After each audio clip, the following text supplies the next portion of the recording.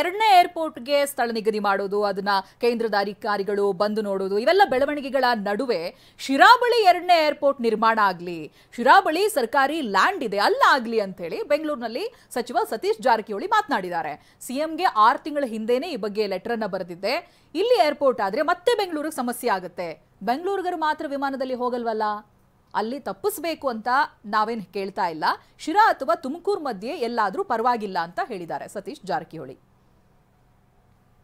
ನಾನು 6 ತಿಂಗಳ ಹಿಂದೆ ನನ್ನ ಕಡೆಯಲ್ಲಿ ಯಾರೋ ಬಂದಿದ್ರು, 6 ಮಂತ್ ಹಿಂದೆ ಲೆಟರ್ ಬರ್ದಿದ್ನ. ಈಗ ಅವರೆಲ್ಲ ಬರ್ತಿರ್ಬೇಕು. ನಾನು 6 ತಿಂಗಳ ಹಿಂದೆ ಲೆಟರ್ ಬರ್ದೆ. ಅವ್ರು ಯಾರೋ ಬಂದ್ರೆ ನಮ್ಮ ಶಿರಾದಲ್ಲಿ ಆಗ್ಬೇಕಂತ, ಒಳ್ಳೇದಾಯ್ತು, ನಮ್ಮ ಊರು ಸ್ವೀಪ್ ಆಗ್ತೈತೆ ಅಲ್ಲೇ ಇಲ್ಲ ಅಂತ ನಾನು ಹೇಳಿದೆ. ಯಾಕಂದ್ರೆ ನಮಗೂ ಬರಲಿಕ್ಕೆ ಹುಬ್ಳಿ, ಬೆಳಗಾಂ, ಶಿವಮೊಗ್ಗ, ಬಿಜಾಪುರ ನಿಯರೆಸ್ಟ್ ಆಗುತ್ತೆ.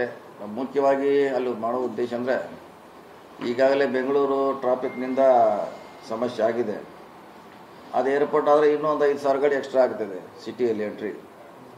ಸೊ ಅಲ್ಲಿ ಆದರೆ ಆ ಕಡೆಯಿಂದ ಬರ್ತಾರೆ, ಆ ಕಡೆ ವಾಪಸ್ ಹೋಗಿಬಿಡ್ತಾರೆ, ಅವರು ಬೆಂಗಳೂರಿಗೆ ಬರೋಲ್ಲ. ಸೊ ಹೀಗಾಗಿ ನಾನು 6 ತಿಂಗಳ ಹಿಂದೆ ಪತ್ರ ಬರ್ತೀನಿ ಸಿ ಎಮ್ ಅವ್ರಿಗೆ, ಶಿರಾದಲ್ಲಿ ಆಗಬೇಕು. ಮತ್ತು ಅಲ್ಲಿ ಗೌರ್ಮೆಂಟ್ ಲ್ಯಾಂಡ್ ಕೂಡ ಇದೆ, ಅಲ್ಲಿ ನಮ್ಮದೇ ಲ್ಯಾಂಡ್ ಇದೆ.